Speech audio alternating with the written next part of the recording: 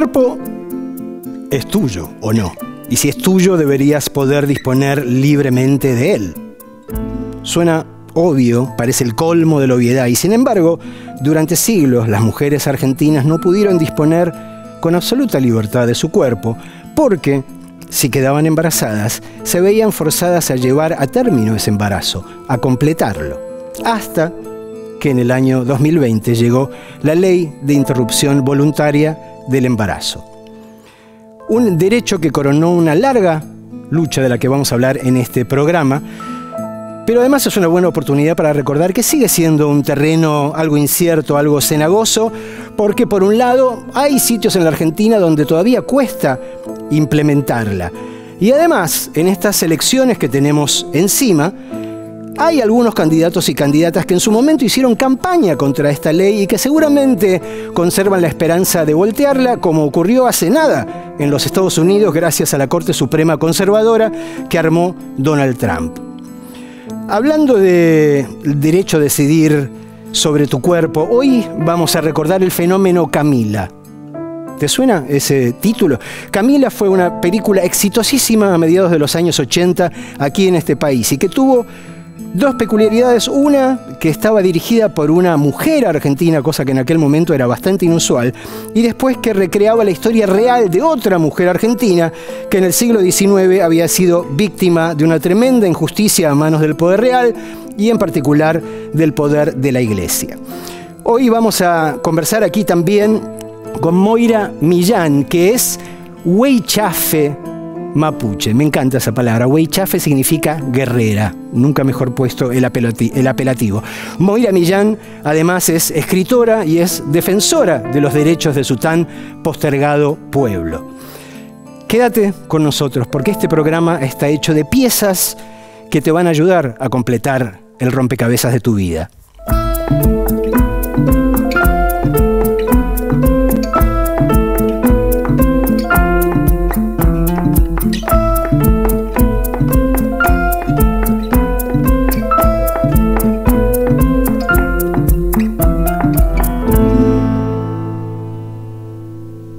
Ya estamos acá con Manuela Iriani. Manuela, voy a chequear con vos la frase misteriosa de la noche de hoy, a ver si te suena algo. Dice, mi verdadero nombre es el que siento. A mí me parece que en este caso la sé, pero no tengo la certeza, creo. Al final del programa, en todo caso, lo chequeamos, digo, cuando digamos cómo venía la cuestión. Llegó el momento, digo, como anunciamos al principio del programa, de repasar un poco esa magnífica lucha que llevó a la sanción de la Ley del IVE, de Interrupción Voluntaria del Embarazo.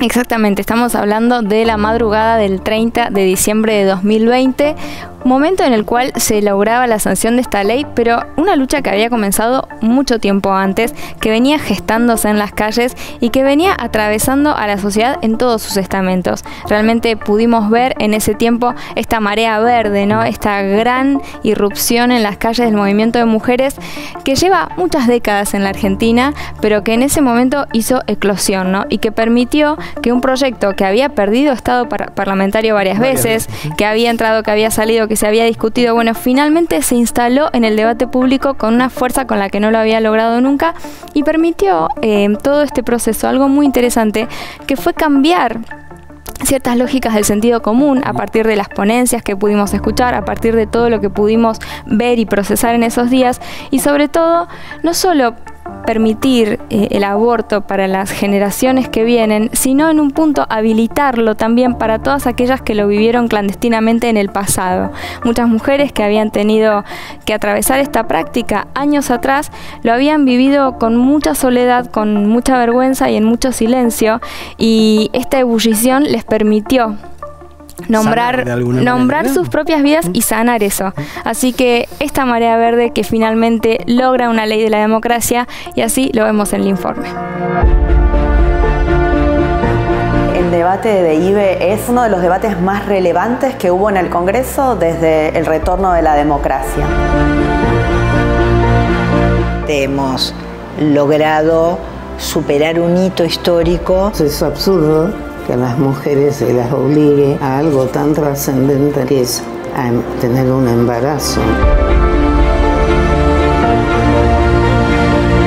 Hay que apostar a la transformación que traen las nuevas generaciones. El aborto lo tenemos gracias a la Marea Verde.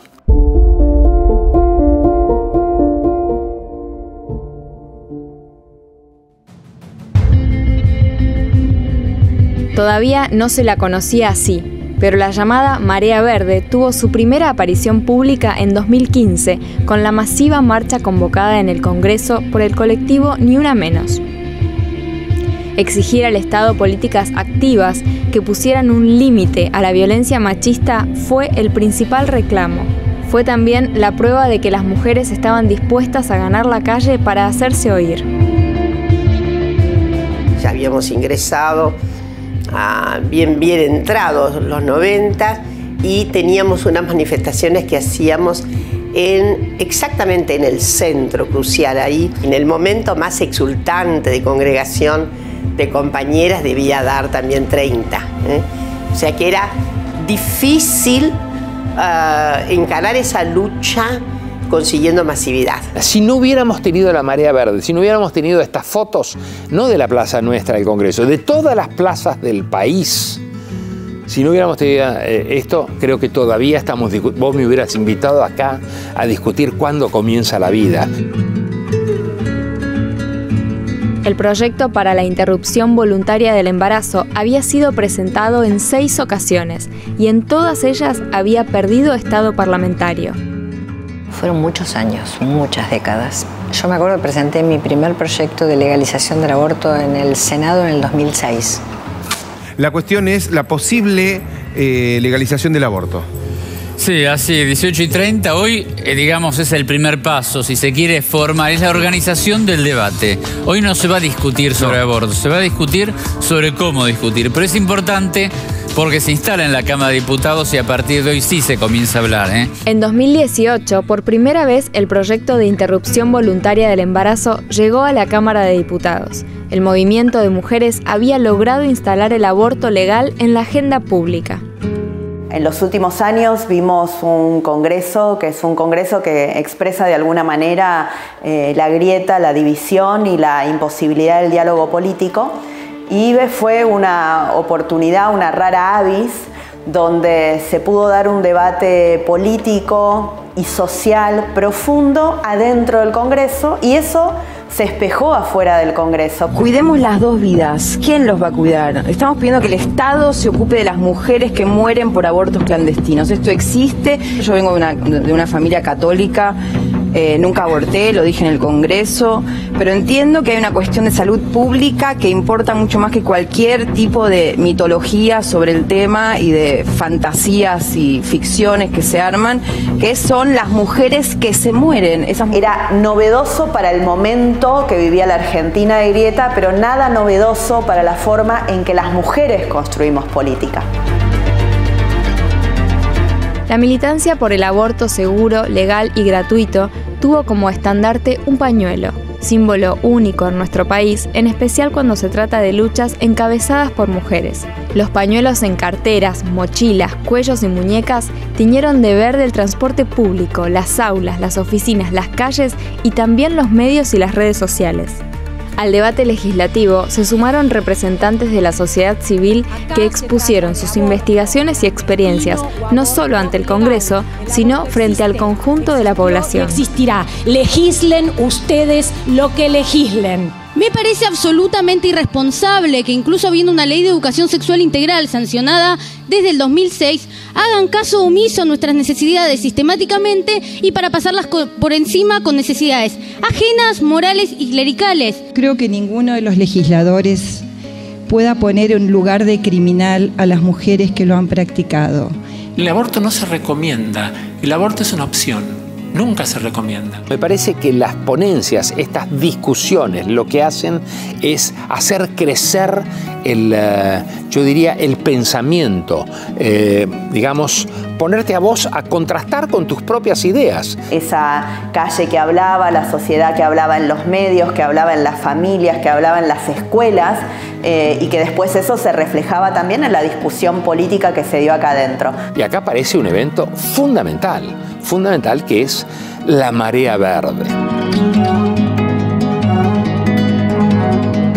me pasó una enorme conmoción.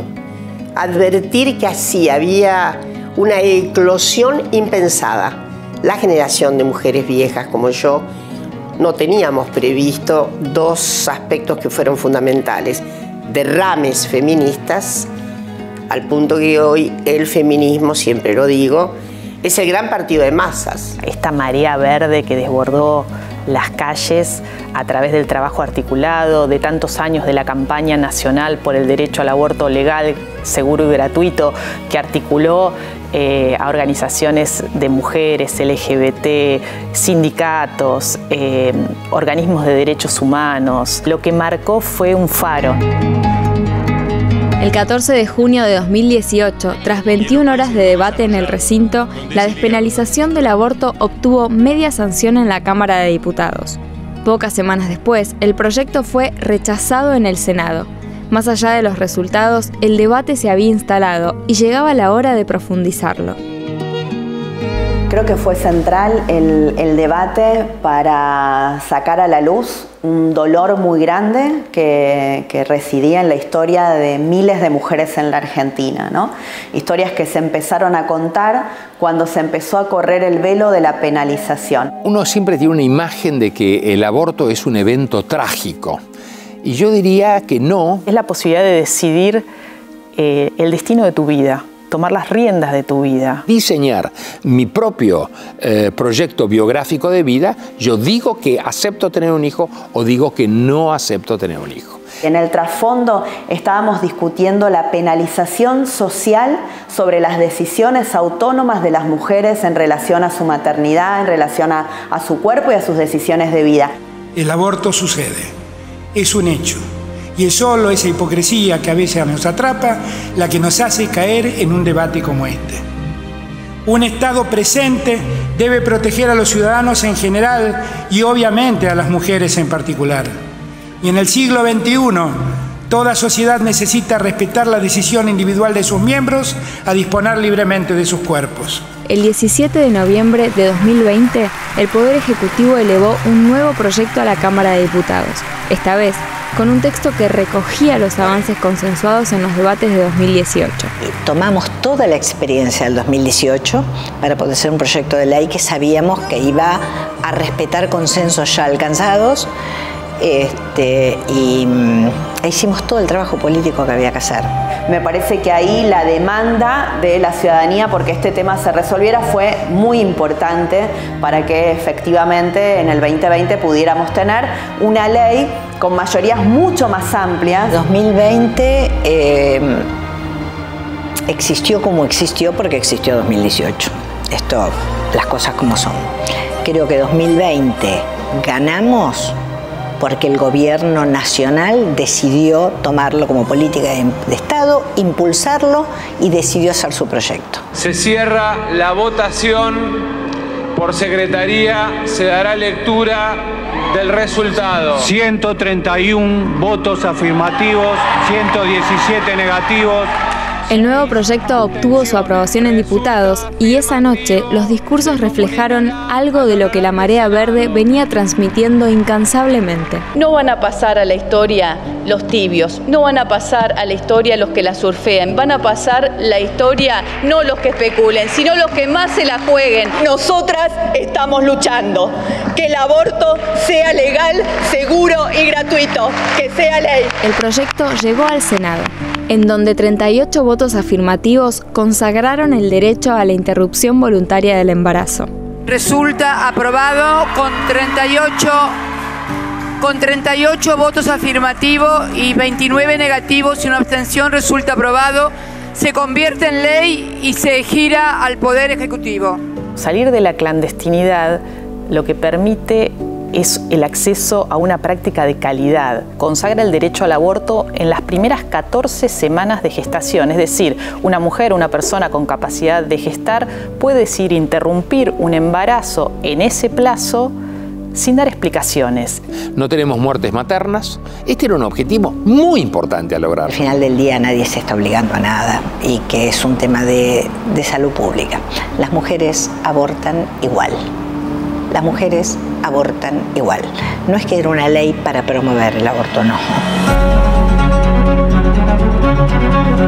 Con esta ley, la Argentina volvía a transformarse en una referencia mundial en materia de derechos humanos. Argentina se convirtió en faro en la región. Nuestro pañuelo lo vemos hoy en las luchas por el derecho al aborto en otros países de la región, incluso en Estados Unidos. Marea verde que hoy está exportada. Hoy en los Estados Unidos está la Green Wave. Todavía resulta muy emocionante seguir viendo en algunas mochilas y en algunas carteras los pañuelos verdes, pese a que el derecho ya está conquistado. Yo sentí el profundo orgullo de tantas mujeres que lucharon durante décadas, de las cuales aprendimos todas. Y también el dolor de las mujeres que murieron en los abortos y decir, qué tarde que llegamos. Pero bueno, por suerte llegamos. Uno en general escucha la palabra banco y medio se ataja porque en general asocia sensaciones que no son de las mejores, ¿no? Deudas, vencimientos, ese tipo de cosas. Pero hay bancos que son esencialmente buenos, ¿o no? Rocío, ¿qué es el Banco Nacional de Datos Genéticos y para qué sirve? Bueno, es importantísimo para nuestra historia. Se creó por ley, se sancionó esta ley el 13 de mayo de 1987 que establecía justamente la creación de este banco que se impulsó por la lucha de abuelas de Plaza de Mayo en la búsqueda de nietos y nietas cuyos padres y madres habían sido secuestrados y desaparecidos por la dictadura. El banco tiene un rol importantísimo para nuestra historia, de hecho a nivel global es pionero en genética, en justamente obtener esta información y conservarla para si una persona tiene una duda de si es hijo de desaparecidos. Eventual posibilidad de identificación. Exactamente, claro. Bueno, va al banco a realizar justamente todo ese proceso. Y digo la importancia de ponerlo en valor por lo que significa la ciencia en esto, en reescribir un poco la historia, ¿no? Después de lo que fue todo el horror. El banco sigue trabajando, de hecho se están desarrollando herramientas para ver si se pueden identificar bisnietos en la actualidad, y siempre es importante recordar que si una persona tiene dudas sobre su identidad, puede acudir a la Comisión Nacional por el Derecho a la Identidad, que es la CONADI, o también a Abuelas de Plaza de Mayo. En este caso pudimos hablar con su directora, que es Mariana Herrera Piñero, y también con un nieto recuperado, Manuel González Granada, para que nos cuenten obviamente por qué es tan importante el banco, pero sobre todo cómo es ese proceso tan fundamental de restitución de la identidad. ¿Dónde están nuestros nietos? ¿Nacieron esos nietos? ¿No nacieron? ¿Dónde están esos bebés? Están vivos y están muertos. ¿Por qué no nos dicen? Si le buscamos eso nada más. El Banco Nacional de Datos Genéticos nació en 1987 como un organismo público estatal con el fin de determinar la identidad de niñas y niños apropiados durante 1976 y 1983. Surge por una iniciativa de las abuelas de Plaza de Mayo, a raíz de que ellas necesitaban saber fehacientemente que podían identificar a sus nietos o nietas nacidos en cautiverio, secuestrados junto a sus padres, a partir de su propia sangre. Lo que ocurría al principio era que, como todo era vía medidas judiciales, las abuelas tenían que hacer presentaciones particulares diciendo: este niño sospechamos que es el nieto de esta familia, pero cuando eso daba negativo, después no se podía comparar contra los otros grupos familiares, se cerraba la causa y tenían que reiniciarla pidiendo de nuevo otra nueva comparación. Entonces, bueno, la idea de construir un banco tenía que ver con esto. Por un lado, con la perdurabilidad a lo largo del tiempo de la información genética, y por el otro lado, con la posibilidad de avanzar más rápido en, digamos, ese trabajo de búsqueda e identificación de sus nietos y de sus nietas. En 1982, las abuelas recorrieron el mundo y se reunieron con científicos de distintas instituciones para buscar la forma de que su sangre pudiese servir para identificar a sus nietos. Fue así como conocieron a la genetista estadounidense Mary Claire King, quien junto a un equipo de investigadores logró llegar al denominado índice de abuelidad, un procedimiento científico que permite determinar la filiación de un niño en ausencia de sus padres mediante el análisis de material genético de sus abuelos y abuelas.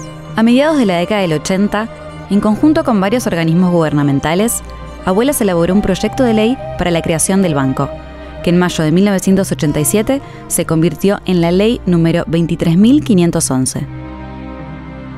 Argentina es el único país en el mundo que tiene una política integral así, ¿no? Que funcione así, desde la sociedad civil, que es en este caso Abuelas de Plaza de Mayo, y de acá son derivados a la CONADI, que es la Comisión Nacional por el Derecho a la Identidad, que ya es el Estado tomando conocimiento de esta posible sustitución de identidad de esa persona.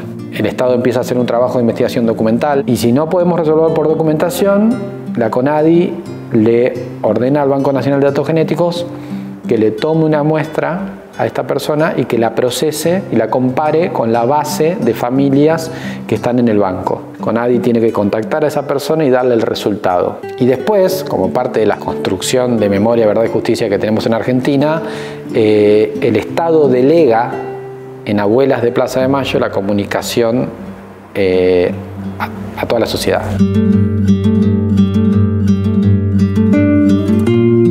Y eso es un proceso largo, porque una persona que duda de su identidad es una persona que le lleva muchos años comenzar esta búsqueda, por sus propias dudas, por sus propios sentimientos, porque no sabe cómo buscar, no sabe cómo cuestionar al grupo familiar donde fue criado. El momento en el que inició la restitución de mi identidad fue exactamente el momento en el que me empecé a enterar la verdad.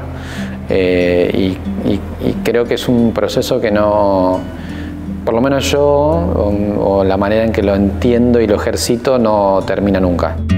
Por 20 años, Manuel vivió como Claudio Noboa, hasta que se enteró que nació el 27 de junio de 1976 y que era hijo de Gastón González y Ana María del Carmen Granada, ambos perseguidos y asesinados por la dictadura militar. A partir de ahí, la restitución de la identidad significó ir conociendo todo eso en profundidad, ¿no? O sea, quién era mi mamá, quién era mi papá, qué había pasado con ellos. Y hoy, 20 años ya después de todo ese momento inicial, no hay un día en el que no piense en ese día, en ese momento en el que empezó la verdad para mí. El nieto viene, se le da el informe, es ver la emoción que tiene respecto de haber descubierto su propia identidad, y al mismo tiempo sabemos que puede haber un abuelo o una abuela que están esperando y que a partir de ahora ya no hay tiempo, es como que ahí se detiene el tiempo, tenemos que trabajar rapidísimo y tenemos que llegar a ese momento en el cual la abuela o el abuelo puedan tener esa posibilidad de un abrazo con su nieto tan buscado. En Abuelas había una investigación sobre mi búsqueda. Y cuando en el año 84 se crea el equipo argentino de antropología forense, el equipo empieza a demandarle a los familiares que le lleven la información de sus familiares desaparecidos. El día que me encontraron, que me dicen, tu familia biológica te está buscando, inmediatamente pensé en una mamá y en un papá. Lo segundo que me dijeron fue, tu mamá y tu papá están desaparecidos. Entonces, eso también rápidamente me ordenó en lo que venía, ¿no? Que fue, no los voy a conocer. Después entendí que los iba a conocer de otra manera, ¿no? Que es un ejercicio que hacemos los hijos desaparecidos y sobre todo los nietos y nietas restituidos, que es el de tener que conocerlos en la ausencia, o sea, conocerlos a través del relato de terceros. Para todos los trabajadores del banco es un momento que es como la aguja en el pajar de nuestro trabajo cotidiano, ¿no? Nosotros todos los días estamos trabajando y todos los casos que tenemos, el 99,99% de los casos son negativos. Cuando salta un número así y nosotros sabemos, confirmamos que estamos ante una identificación y bueno, es como... digamos, es como un premio para nosotros. No solamente es importante para un grupo familiar, porque en definitiva tiene un efecto reparador, sino también tiene un efecto reparador para la sociedad. El 28 de julio de este año, las Abuelas de Plaza de Mayo anunciaron la restitución del nieto 133. Aún se buscan a más de 300 nietos y nietas nacidos entre 1975 y 1983. La importancia del acompañamiento desde el Estado Nacional es central, porque el Estado Nacional tomó la decisión con la ley de creación del Banco Nacional de Datos Genéticos de reparar crímenes perpetrados por el propio Estado en otra época. Me siento orgulloso de lo que hemos hecho como país. Me da mucho orgullo y realmente lo pude dimensionar aún más cuando nosotros contamos lo que hacemos en otros países. Todos sabemos que tenemos que cuidar nuestra democracia y eso se los debemos exclusivamente a las abuelas, a las madres de Plaza de Mayo y a los organismos de derechos humanos que pelearon por tanto tiempo por profundizar las políticas de memoria verde y justicia en nuestro país.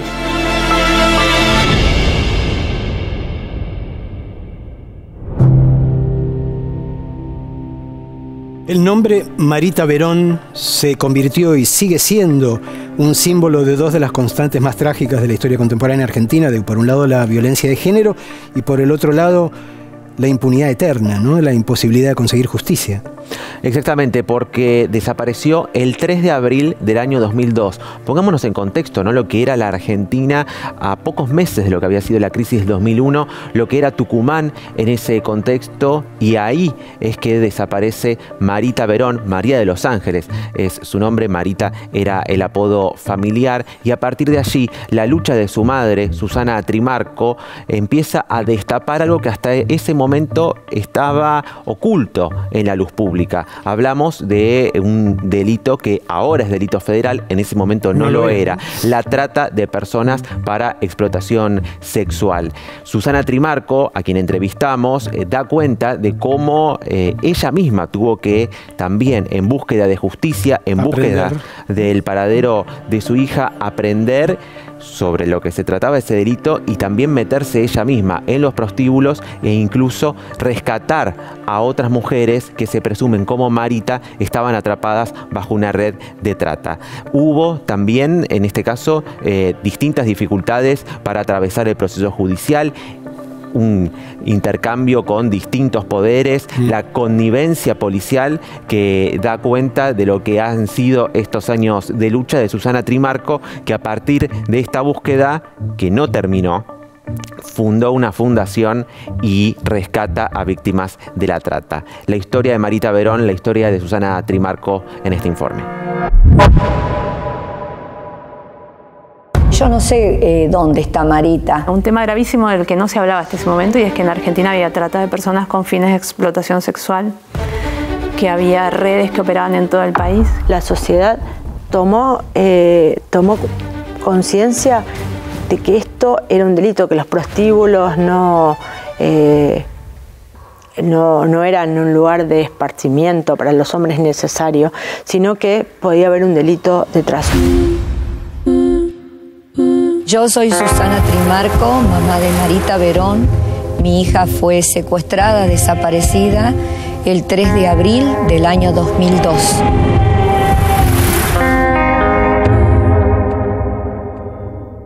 María de los Ángeles Verón, Marita, tenía 22 años y una hija pequeña el 3 de abril de 2002, cuando fue subida a un auto en la ciudad de San Miguel de Tucumán. Las investigaciones que llevó adelante su madre, Susana Trimarco, concluyeron que Marita había sido secuestrada por una red de trata de personas para explotarlas sexualmente. Al día de hoy, Marita sigue desaparecida. Me dijo, mamá, ya vuelvo, voy a pedir un turno para hacerse los estudios, y nunca más volvió. ¿Cuántos años tiene su hija? 23 años. Susana con el tiempo empezó a darse cuenta de que los policías que decían que sí no estaban buscando a su hija, de que cuando iban a hacer un allanamiento a un lugar del cual le habían dado información que podía ser, había una chica muy parecida, llegaba la policía y ya no había nada. Y esto pasó varias veces. La captación, el traslado, el transporte por uso de la fuerza con fines de explotación sexual o laboral. Teníamos un instrumento legal que pudiese dar cuenta de que estábamos ante un caso de trata de personas. Frente a la nula respuesta de la policía y de la justicia tucumana, Susana Trimarco decidió encarar la búsqueda por sus propios medios. Así fue como, en ocasión del Te Deum por el 9 de julio en Tucumán, llegó a ponerse en contacto con el entonces presidente Néstor Kirchner. Yo le conté que tenía secuestrada a mi hija desaparecida, y a partir de ahí Néstor me empezó a ayudar a mí. Y le digo, pero no hay una ley que la ampare. Y él me dice, no, Susana, vamos a incorporar el Interpol y vamos a incorporar las fuerzas federales. Susana Trimarco no solo recorrió comisarías y despachos judiciales, También visitó prostíbulos y obtuvo testimonios de decenas de chicas en cautiverio. Así, descubrió que lo que le había ocurrido a su hija era mucho más habitual de lo que podía imaginar. Por eso, a la búsqueda de Marita, Susana sumó una nueva causa: la sanción de una ley contra la trata de personas. Lo más importante de la ley era que podíamos tener el delito de trata con carácter federal. Esto permitió que se comenzara a investigar, porque lo que sucedía cuando no estaba en el Código Penal como un delito federal era, al cambiar de jurisdicción, ya está, quedaba una partecita acá, otra partecita acá. Las organizaciones criminales se diseminan en todo el país y la competencia no quedaba en ningún lado. Una vez que pasaba el límite de mi competencia, allí quedaba. Por eso era tan necesario que fuese federal. Con la ley de trata sancionada en abril de 2008, el 9 de febrero de 2012 se inicia el juicio por la desaparición de Marita Verón. Se acusó a 13 personas, 7 hombres y 6 mujeres vinculados al secuestro y la promoción de la prostitución. El Chenga tiene un hijo con Marita Verón. ¿Cómo puedo tener un hijo con una persona que no conozco? ¿Lo ha podido probar, señor fiscal? No ha podido probar absolutamente nada usted. Y ha sido un juicio vergonzoso porque hemos tenido el tribunal de cuatro jueces, creo, machirulos, con la cabeza muy cerrada, que no entendían nada lo que era la trata de personas, que por un lado reconoce que era una red de trata, pero por otro lado, porque no la habían encontrado a Marita, absolvieron a todos y lo dejaron todos libres. Absolver a María Jesús Rivero, Víctor Ángel Rivero, Daniela Natalia Milgen y Andrés Alejandro González. El 11 de diciembre de 2012, el Tribunal Ordinario dio su veredicto, por el cual los 13 imputados fueron absueltos.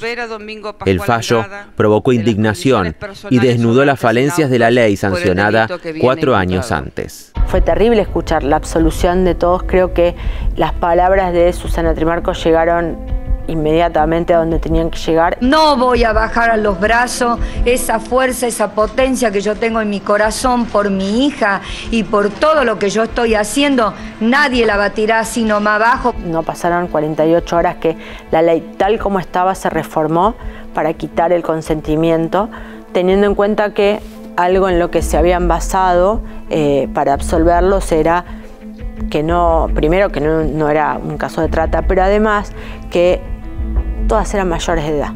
Y si eran mayores de edad y daban su consentimiento, nunca se hablaba de consentimiento viciado. Entonces, bueno, lo más importante en ese momento de esa reforma fue quitar el consentimiento. La causa pasó a la Corte Suprema de Justicia de la Nación, que estuvo como 6 meses ahí la causa, y ahí fue que estudiaron el expediente y bajaron la orden que todos sean condenados, porque estaba mal el veredicto que habían dado. Y es así que por eso hoy están presos todos estos delincuentes. Condenar a José Fernando Gómez, de la afiliación obrante en autos, a la pena de 22 años de prisión. Casi 4 años más tarde, también a partir de una causa iniciada relacionada con la desaparición de Marita Verón, otro grupo, conocido como el Clan Ale, fue condenado por liderar una asociación ilícita dedicada al lavado de activos provenientes de la trata de personas con fines de explotación sexual y narcotráfico, entre otros delitos. La revocatoria de la sentencia, por cuanto entendíamos que la sentencia había incurrido en errores fuertes, serios. Yo muchas veces pienso que ayudo a tantas mujeres y así yo le pido a Dios y a la Virgen que a ella la cubra con el manto la Virgen, y que así como yo ayudo a tantas mujeres, alguien, no sé, si mi hija necesita ayuda, que la ayuden también para que ella pueda regresar con su familia o saber la verdad de dónde está, cómo está, quién la llevó, qué pasó en todos estos años que mi hija no está con su familia. Producto de su búsqueda y también de los hallazgos logrados en ese camino, Trimarco creó, en 2007, la Fundación María de los Ángeles. Desde entonces, 12.800 argentinas Algunas que fueron llevadas a países de América Latina o de Europa volvieron a sus casas gracias al trabajo de la Fundación. Mientras tanto, Trimarco sigue buscando a Marita.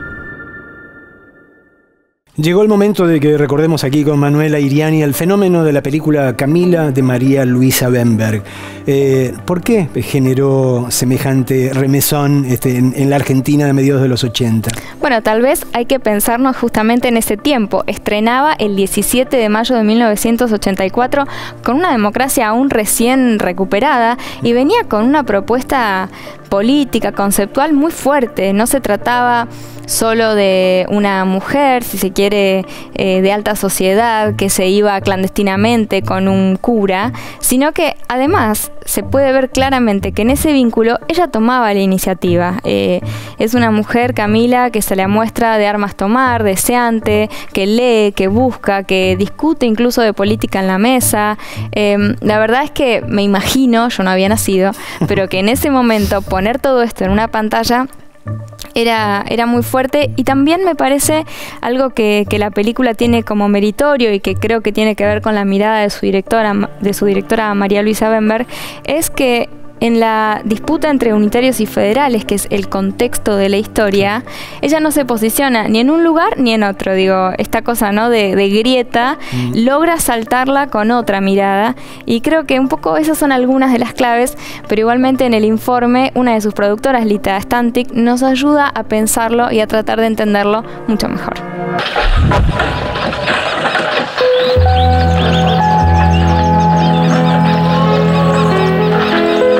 La verdad que fue un acto de valentía, Camila, pero hecha en el momento oportuno, ¿no?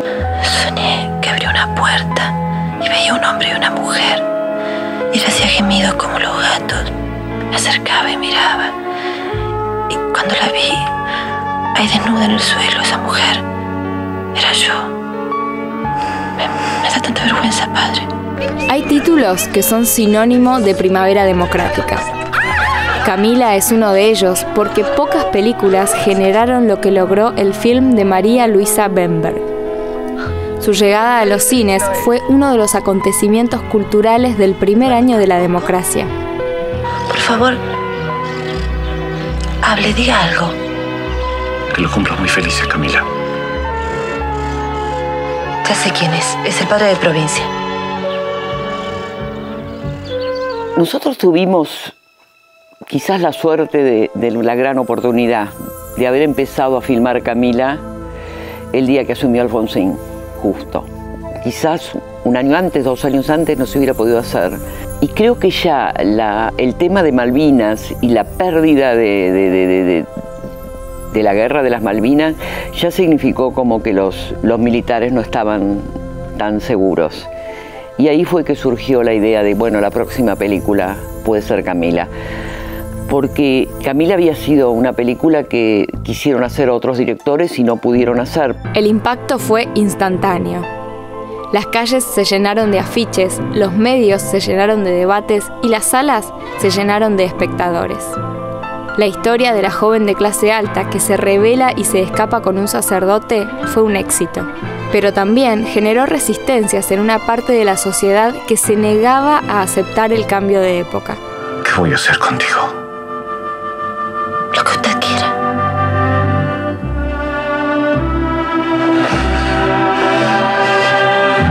Aún cuando Camila se estrenó, hubo algunos problemas en salas, hubo amenazas de bomba. En ese momento había unos afiches que se ponían detrás de un vidrio, los afiches en la calle, y hubo vidrios de esos afiches de Camila rotos. Camila se siguió dando, como fue un éxito de público, las cosas, se tranquilizaron las cosas porque era ya como un disparate tratar de parar la película amenazando con poner una bomba en el cine. Camila fue de vanguardia por el tema que abordaba y por la forma de hacerlo.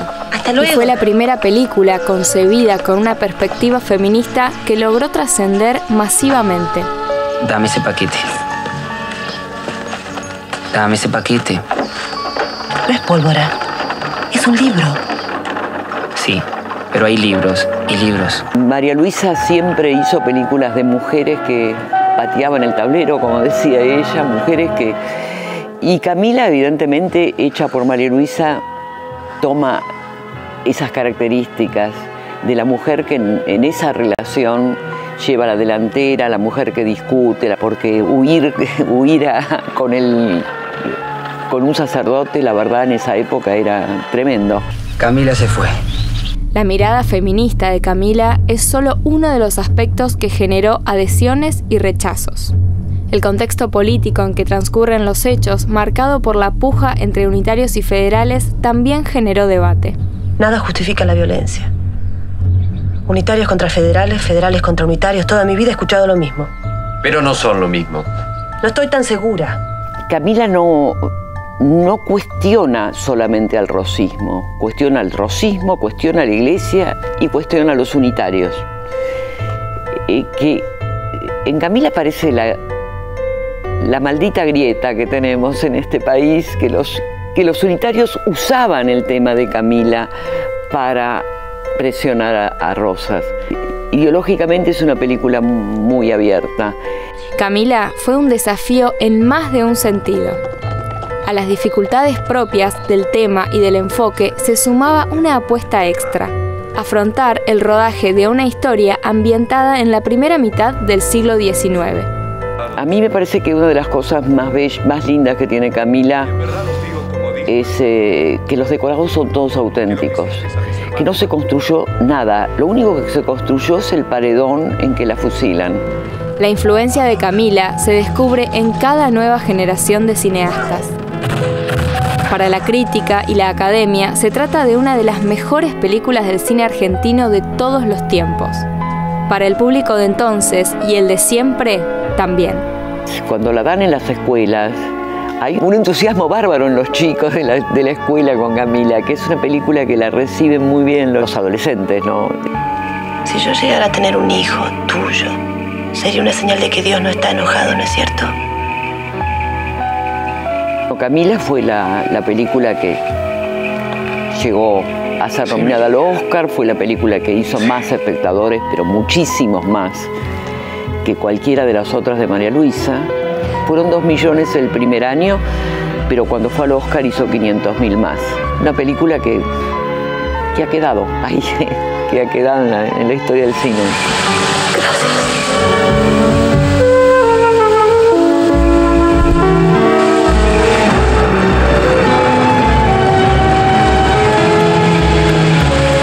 Moira Millán es líder del movimiento por la recuperación de tierras ancestrales de los pueblos originarios, es coordinadora del movimiento de mujeres indígenas por el buen vivir, es activista por los derechos ambientales, es escritora.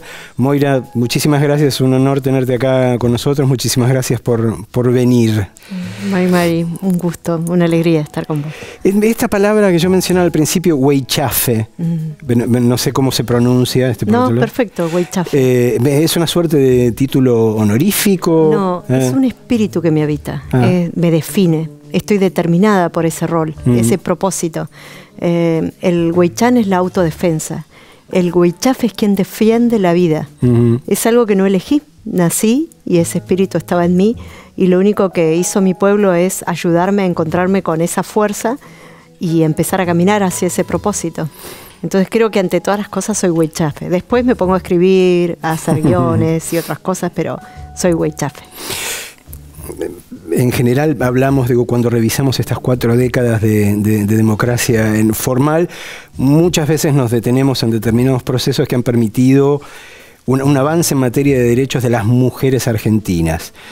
¿Qué pasa con las mujeres indígenas argentinas? Digo, ¿esos derechos también han llegado a las comunidades originarias? ¿O hay todavía otro proceso de retroceso más grande al que habría que sobreponerse? Hay una dictadura racista que está enquistada a lo largo de toda la historia. Hay un negacionismo como política continua que no se modificó para nada, ni en la democracia ni en la dictadura. Sin embargo, la presencia del feminismo y del movimiento de mujeres tan fuerte en las calles ha provocado un despertar también en nosotras y un hecho histórico que solamente ha vivido Argentina, que yo creo que pocos argentinos y argentinas lo saben, es que en el año 2015, en una marcha de 15.000 personas, entramos las mujeres indígenas al Congreso de la Nación a tomar la palabra y a proponer el buen vivir como derecho. El buen vivir era un proyecto que habíamos elaborado donde nos preguntábamos cómo serán las políticas de transporte desde el buen vivir, cómo sería la política de educación, la de salud, los derechos espirituales. Y soñamos de manera colectiva y soñamos ese buen vivir no solamente para los pueblos indígenas, sino también para todo el pueblo argentino. Y presentamos la ley que por supuesto se cajoneó, nunca se trató, pero ese hecho histórico encarnó una metáfora profunda que me parece que hay la voz, el movimiento de las mujeres indígenas es un movimiento telúrico, es un movimiento que despierta no solamente la conciencia de esta diversidad de identidades y de derechos, sino la conciencia del mundo, que hay una matriz civilizatoria alternativa a esta que yo le llamo terricidio. Y creo que eso es parte de una democracia directa y participativa, donde si bien las instituciones para mí están muy atrasadas en este camino de amplificación de derechos, los pueblos estamos de avanzada. ¿Qué crees que ocurrió o a qué se debió? Digo, porque vos estás hablando del 2015, venían de un larguísimo proceso que en todo caso tenía que ver con la negación y con la invisibilización de la realidad de las comunidades originarias, y de repente a partir del 2016 empiezan a aparecer en todos lados, demonizados como si fueran la gran amenaza, no blanca en este caso, sino indígena. ¿A qué se debe, o sea, de repente esa utilización política de la cual fueron víctimas, son víctimas? Yo creo que hay una oligarquía rancia, no juzgada, donde no se ha hecho un revisionismo histórico sobre la sangre que todavía mancha sus arcas económicas, esa oligarquía que gobierna, que verdaderamente tiene el poder investido de una total impunidad que les permite a ellos arremeter sin vergüenza alguna, porque dicen barbaridades, apología del odio constante, y de hecho sus propuestas electorales pasan por ese odio. Y en el 2016 se plantea un escenario de tensión que era imposible, yo digo, tapar el sol con las manos. En ese escenario de tensión, la sociedad rural, que tiene un poder materialmente concreto en los territorios, presiona al gobierno macrista para que se detengan las recuperaciones territoriales. Y empieza a cobrar visibilidad esa apología del odio con un periodismo al que yo le llamo sicariato de las transnacionales, que utilizan todos estos espacios de comunicación para desinformar, para mentir, para inocular el odio. Entonces de repente el pueblo mapuche se vuelve enemigo, el enemigo interno, los terroristas, cuando en realidad los únicos que aterrorizan la vida en los territorios son estas empresas extractivistas, son los latifundios de la sociedad rural y son los gobiernos que se vuelven instrumentos certeros y letales contra los pueblos. Entonces, ¿cómo es que el pueblo mapuche, que ha vivido 14.000 años en armonía con la naturaleza, de la noche a la mañana se convierte en un núcleo terrorista? Es la construcción no solamente mentirosa, sino odiante de una casta que lamentablemente sigue ejerciendo presión y poder en todas las intersecciones y en todos los espacios estratégicos del gobierno. Es Julio Argentino Roca reproduciéndose. Mira lo que sigue pasando en Jujuy, ¿no? Tremendo. En ese contexto del que hablabas es donde ocurren los crímenes de Santiago Maldonado, de Rafa Nahuel. Digo, ¿cómo se vivió al interior de las comunidades originarias este tipo de violencias tan expresas y definitivas? Bueno, se vivió con mucha impotencia, con mucho dolor, impotencia porque institucionalmente solos no sabíamos cómo reclamar justicia y bueno, en lo personal mi familia estuvo muy perseguida y también veíamos la situación de represión e injusticia desplegada sobre las comunidades. Recuerdo que tuvimos que ocupar el juzgado federal para reclamarle al juez Otranto que termine de hostigar a las comunidades que habían recibido, por ejemplo, en Vuelta al Río, represión, detenciones arbitrarias, vejámenes. Pero lamentablemente, Marcelo, no fue solo una experiencia del pasado reciente macrista. Digo, durante este gobierno también vimos el asesinato de Elías Garay. Claro. Yo estuve ahí cuando fue el funeral y pedíamos algo tan elemental y un derecho que no se le niega a ningún pueblo, el derecho a despedir a nuestro Lamguien, a ir a un funeral, Marcelo. ¿Cuántas montañas de cadáveres van a ser necesarios para que se tome conciencia de que hay una dictadura racista? ¿Cuánto odio más desplegado, ejercido no solamente en la política, en la economía, en estas alianzas estratégicas en las que se coloca presupuesto a la muerte? Yo creo que hay un pueblo, que es el pueblo argentino, que desconoce mucho de lo que está pasando. Y de nuestro lugar como mujeres indígenas, nosotras queremos que la democracia sea una mapucracia. Empecemos a vivir de acuerdo al orden cósmico, a escuchar a la tierra.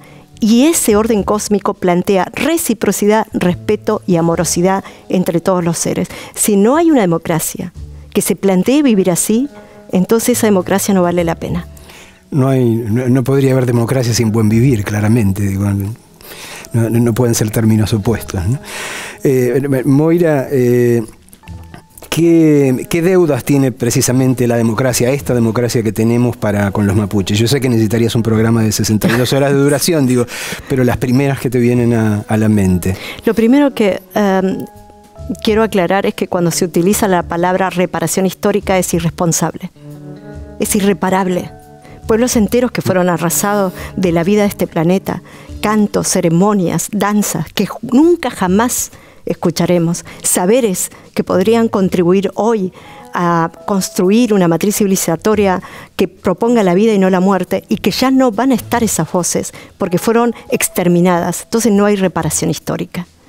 Lo que puede haber ahora, y me parece oportuno y necesario, es construir un diálogo de respeto, un diálogo por la vida, ver cómo podemos estar pensando en un modelo de sociedad y un modelo de mundo o de país que proponga la vida como lo más sagrado y no la propiedad privada. Estamos perdiendo el tiempo entretenidos por circos políticos donde hay bufones que son impresentables y que realmente merecen nuestra lástima y no nuestro voto, mientras la tierra está yendo irremediablemente hacia un camino irreversible de muerte. No perdamos tiempo, Marcelo. Hay niñeces que están necesitando de nuestra sabiduría, de nuestra decisión determinante de abrazar la vida, porque el día de mañana, cuando ellos revisen la historia, y no quiero imaginar las calamidades que les espera, van a decir, ¿qué hicimos nosotros para detener esto? Moira, muchísimas gracias por venir, por conversar con nosotros esta noche. Enseguida volvemos.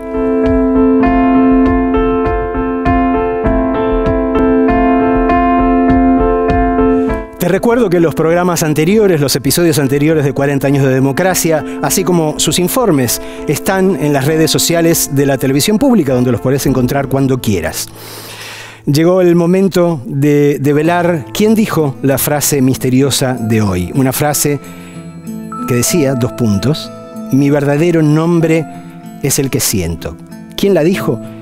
Cris Miró, que fue la primera celebridad trans de la Argentina, actriz y vedette. La dijo en el contexto de un programa de Mirta Legrand, con todo lo que eso significa, un programa tan popular. Una pena, verdaderamente, que Cris Miró haya muerto tan joven, en 1999.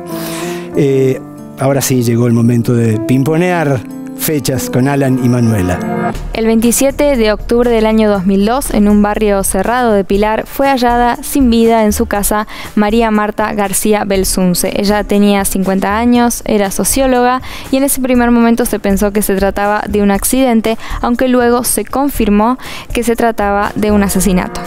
El 2 de agosto del año 2022, Cecilia Moró asume la presidencia de la Cámara de Diputados de la Nación. Es la primera vez en la historia que una mujer llega a ese puesto, elegida por el resto de sus compañeros diputados. En este caso, significa que es la tercera en la línea de sucesión presidencial. El 9 de febrero de 1995 tocan por primera vez en la Argentina los Rolling Stones. La banda británica hacía 5 conciertos en el Estadio Monumental y asistían en total más de 300.000 personas. El 14 de septiembre de 2009, Juan Martín del Potro gana el US Open, el Abierto de los Estados Unidos. Lo hace derrotando a Roger Federer y se convierte de esta manera en el tercer argentino en conseguir ese título y en el cuarto a nivel mundial en conseguir un Grand Slam. El 6 de mayo de 2020 se anuncia que la Argentina ha logrado desarrollar el primer test serológico para el coronavirus. Este logro había sido alcanzado por un equipo científico liderado por la doctora Andrea Gamarnik. El 23 de mayo de 1992 fallece en Francia Atahualpa Yupanqui. El compositor, cantautor, guitarrista es el músico más importante en la historia del folclore nacional. A lo mejor no escuchaste nunca una canción de Atahualpa Yupanqui, pero es muy probable que hayas escuchado por lo menos la versión de El Arriero que hace la banda Divididos, esa que dice las penas son de nosotros, las vaquitas son ajenas, que marca de alguna forma la resiliencia del pueblo argentino, del tipo promedio del pueblo argentino, ¿no? Así somos, el arriero va y la democracia también. Chao, que estés bien, nos vemos acá en la televisión pública la semana que viene. En las arenas bailan los remolinos.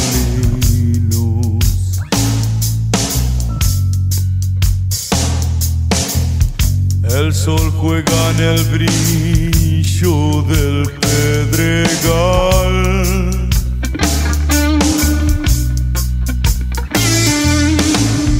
Y prendido a la magia de los caminos, el arriero va